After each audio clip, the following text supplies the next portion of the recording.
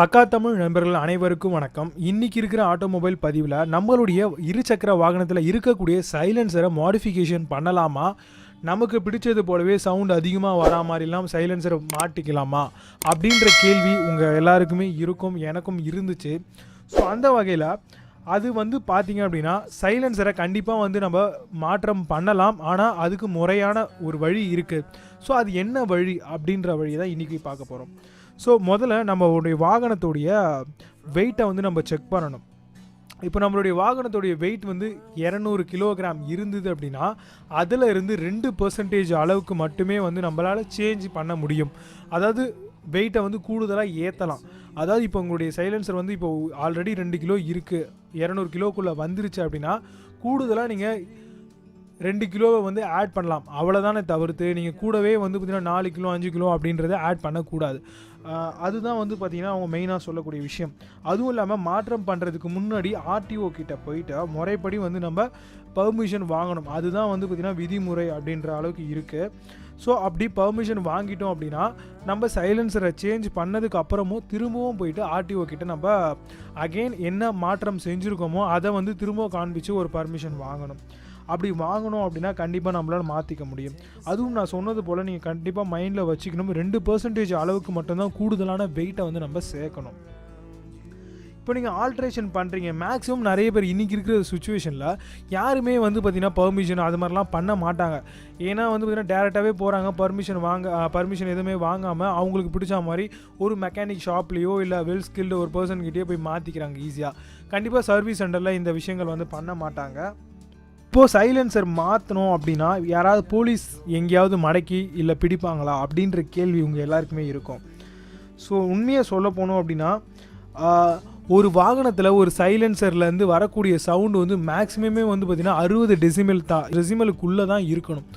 60 டெசிமலுக்கு கூடுதலாக இருந்துச்சு அப்படின்னா கண்டிப்பாக பார்த்திங்கன்னா போலீஸ் பிடிப்பாங்க. இது இருசக்கர வாகன சட்டத்தின்படி கண்டிப்பாக இருக்கக்கூடாது. அதுக்கு மேலே இருந்துச்சு அப்படின்னா பப்ளிக்கை பார்த்திங்கன்னா ரொம்பவே இது ப்ராப்ளத்தை ஒரு ஏற்படுத்தக்கூடிய ஒரு விஷயமாகவே இருக்கும். டெசிமலை தாண்டும் பொழுது மன ரீதியாக அந்த சவுண்டை கேட்குறவங்களுக்கு ரொம்பவே ஒரு ப்ராப்ளம் ஃபேஸ் பண்ணுவாங்க அப்படின்ற மாதிரி சொல்கிறாங்க. அது அவங்களுடைய காதுகளை டேமேஜ் பண்ணுறது மட்டும் இல்லாமல் அவங்களுடைய மன அளவுக்கும் அது பிரச்சனையை ஏற்படுத்தக்கூடும் அப்படின்றது போலவும் சொல்லியிருக்காங்க. அதனால் எப்பொழுதுமே நீங்கள் உங்களுடைய சைலன்சர் மாற்றும் பொழுது இந்த வெயிட்டையுமே அது மட்டும் இல்லாமல் சவுண்டையுமே கண்டிப்பாக நீங்கள் செக் பண்ணிக்கோங்க. அதனால தான் ஆர்டிஓ கிட்ட இதை விதிமுறைப்படி நம்ம பர்மிஷன் வாங்கணும் அப்படின்றது மாதிரியும் சொல்லியிருக்காங்க. ஃப்ரெஷ்ஷாக இருக்கக்கூடிய மைண்டு இன்னும் போல் சவுண்டு கேட்டுது அப்படின்னா அது பார்த்திங்கன்னா டிஸ்டர்ப் ஆகும் அப்படின்ற மாதிரியும் சொல்லியிருக்காங்க. ஸோ அதனால் முடிஞ்ச அளவுக்கு பார்த்திங்கன்னா ஆர்டிஓ விதிமுறைப்படி நீங்கள் உங்களுடைய சைலன்சரை நீங்கள் சேஞ்ச் பண்ணிங்க அப்படின்னா ரொம்பவே உங்களுக்கும் நல்லது, பப்ளிக்கும் நல்லது. இன்றைக்கி இருக்கிற சுச்சுவேஷனில் எனக்கு தெரிஞ்சு யாருமே பார்த்திங்கன்னா பர்மிஷன் வாங்க மாட்டீங்க. ஸோ வாங்கலைனாலும் பரவாயில்ல, முடிஞ்ச அளவுக்கு பார்த்திங்க அப்படின்னா நீங்கள் இந்த 60 டெசிமலையும் இந்த வெயிட்டையும் பார்த்திங்கன்னா மேக்ஸிமம் நீங்கள் மாற்றும் பொழுது மைண்டில் வச்சுக்கிட்டு மாற்றினீங்க அப்படின்னா கண்டிப்பாகவே பார்த்திங்கன்னா எந்த ஒரு பிரச்சனையும் உங்களுக்கும் இருக்காது, பப்ளிக்குமே இருக்காது அப்படின்ற ஒரு விஷயம் கண்டிப்பாக நான் சொல்கிறேங்க. அது மட்டும் இல்லாமல் இது போல் நான் மாற்றிருக்கேன், இப்போ நான் வழியில் போயிட்டுருக்கேன், ஸோ போலீஸ் என்ன மடக்கிட்டாங்க அப்படின்னா இதை ப்ராப்ளமாக வச்சு எங்கிட்ட ஃபைன் போடுவாங்களா அப்படின்னு கேட்டிங்க அப்படின்னா ஸோ நிறைய போலீஸ் இருக்காங்க. ஸோ ஒவ்வொருத்தருமே பார்த்திங்கன்னா ஒவ்வொரு மாதிரி உங்களுக்கு ஃபைன் போடுறதுக்கு வாய்ப்பு இருக்குது. இப்போ என்கிட்ட ஆர்சி புக் இருக்குது, லைசன்ஸ் இருக்குது, ஹெல்மெட் போட்டிருக்கேன், ஸோ எல்லாம் ஓவர் ஸ்பீடாக வரலை, ஸோ இந்த மாதிரிலாம் இருக்குது. பட் ஆனால் போலீஸ் ஃபைன் போடணும் அப்படின்னு நினச்சிட்டாங்க. இல்லை பார்த்திங்கன்னா ஏதாவது ஒரு ப்ராப்ளமாக உங்களோட விஷயம் நீங்கள் ஓட்டிகிட்டு வந்த ஸ்பீடோவில் ஏதாவது ஒன்று ப்ராப்ளமாக தெரிஞ்சுது அப்படின்னா கண்டிப்பாக ஃபைன் போடுவாங்க, எதையாவது ஒன்றுத்தை காரணம் காட்டி. ஸோ முடிஞ்ச அளவுக்கு பார்த்தீங்க அப்படின்னா நீங்கள் இது போல் சைலன்சர் எல்லாமே மாற்றம் பண்ணியிருக்கீங்க அப்படின்னா நான் சொன்ன விஷயத்தை ஃபாலோ பண்ணி பண்ணுங்கள். கண்டிப்பாக போலீஸ்காரங்க பிடிக்கிறதுக்கு வாய்ப்பு கொஞ்சம் கம்மியாகவே இருக்கும்.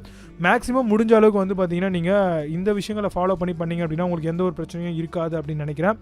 ஸோ கண்டிப்பாக இந்த வீடியோ உங்களுக்கு பிடிச்சிருந்தது அப்படின்னா உங்கள் நண்பரோட ஷேர் பண்ணுங்கள். இந்த வீடியோக்கு ஒரு லைக் பண்ணுங்கள். இன்னும் பல சுவாரஸ்யமான ஆட்டோமொபைல் வீடியோ நம்மளுடைய பக்கா தமிழ் சேனலில் இருக்குது. மீண்டும் நல்ல ஒரு பதிவில் சந்திக்கிறேன். அதுவரை உங்களிடம் விடைபெறுவது பக்கா Tamil and me Vijay. Baba, see you, have a nice day.